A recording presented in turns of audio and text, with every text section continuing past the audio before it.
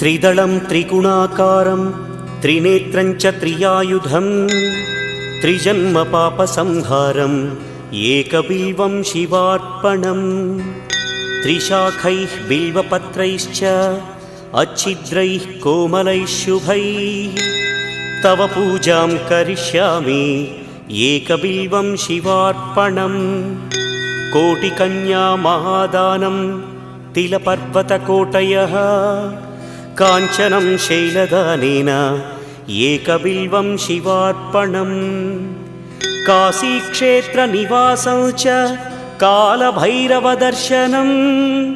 प्रयागे माधवं दृष्ट्वा एकबिल्वं शिवार्पणम्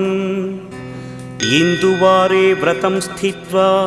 निराहारो महेश्वर